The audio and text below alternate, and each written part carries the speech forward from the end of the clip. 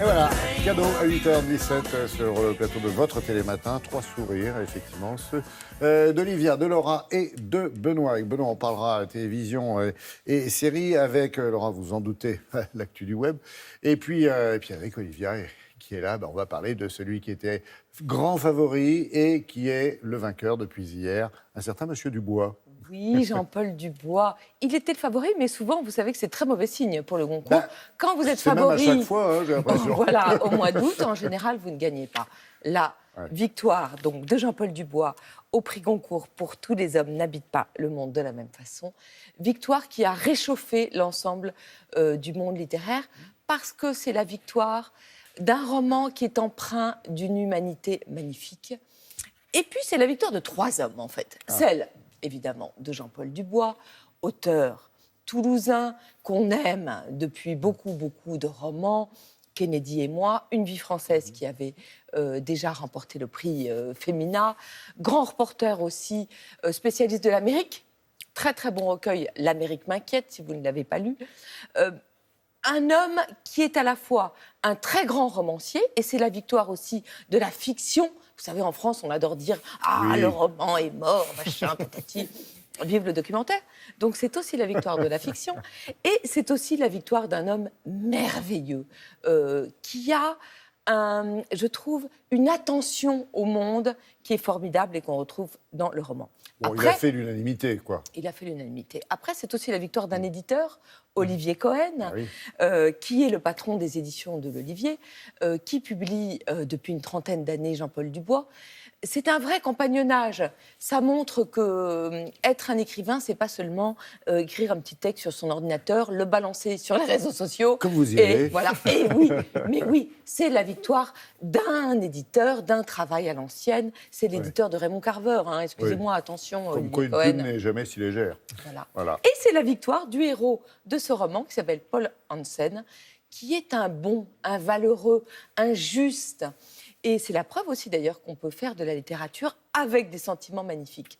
L'histoire, si vous ne l'avez pas encore lu, et vous avez de la chance si vous ne l'avez pas encore lu, Paul Hansen, c'est un super intendant, vous savez, comme dans les pays anglo-saxons, un super concierge d'un immeuble à Montréal, c'est-à-dire qu'il est chargé de déboucher les tuyaux, de s'occuper de l'entretien de la piscine, de s'occuper de tout ce qui est mécanique, mais comme c'est un bon, il s'occupe aussi des âmes, il s'occupe des vieilles personnes, des personnes qui sont seules, et sa vie c'est ça, c'est s'occuper comme ça de tous les locataires et propriétaires de l'immeuble. C'est curieux parce que d'habitude, c'est le genre de personne qu'on va chercher quand on a un problème, et là, c'est lui qui va vers les autres, en fait. Exactement. Oui. Et cet homme-là, Paul Hansen, quand on le découvre au début du livre, il est en prison. On ne sait pas pourquoi, on le saura seulement à la fin du livre. Il est dans quelques mètres carrés avec un fou furieux qui est un mec qui est à la fois complètement ahuri. C'est un personnage d'idiot génial. Sa seule passion, c'est les motos. Et donc, dans ces quelques mètres carrés confinés avec le fou furieux, on va découvrir pourquoi Paul Hansen en est arrivé là.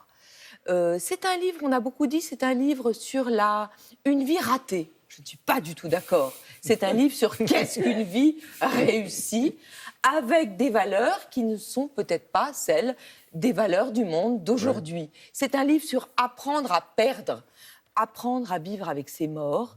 Paul Hansen, il est dans sa prison avec le fantôme de sa femme, qui était une Indienne absolument sublime, avec son père, qui est mort aussi, avec son chien, qui est mort aussi, personnage de chien, plus beau de toute la rentrée littéraire. C'est un livre qui est un dosage entre la mélancolie, la drôlerie, l'insolite, l'inattendu. Jean-Paul Dubois a le sens du détail fou. C'est ça qui est génial. Et en plus, c'est la victoire d'une méthode. Vous savez en combien de temps c'est écrit, ça ? Non. 1 mois. 1 mois.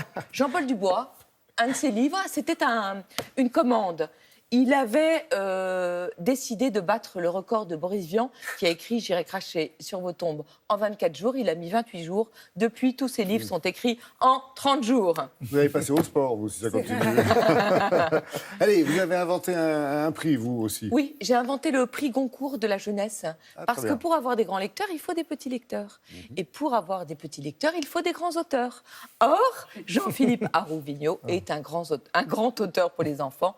Enquête collège. Le premier volume a Oui, il y été a écrit plein de il y a tomes déjà. 30 ans. Ouais. Le nouveau volume sort aujourd'hui, l'élève qui n'existait pas. C'est tout ce qu'on aime pour les enfants. Quand on écrit pour les enfants, il faut se poser 2 questions. Quelle vision du monde on a envie de leur donner? La vision du monde que leur donne Jean-Philippe Arvigno à travers des comédies policières, c'est une vision belle. On dit aux enfants, oui, c'est difficile, mais voilà les clés pour trouver un monde un peu plus beau. Et puis la langue, comment on leur parle? Et bien voilà, Jean-Philippe Arvigno, il leur en parle vraiment très bien. C'est chez Gallimard Jeunesse. C'est le tome 8, hein. Oui. C'est ça? 8 ou 9, tout d'un coup, je ne Je sais sais plus. plus. Tome 8, vous avez Ouais, raison. il me semble Ah, bien vous avoir avez vu. toujours raison. Merci, non, j'ai des lunettes et j'ai regardé tout à l'heure. Parce que C'est il me très semblait- énervant, Laurent a toujours raison. Non, pas du tout. Oh là, loin de là.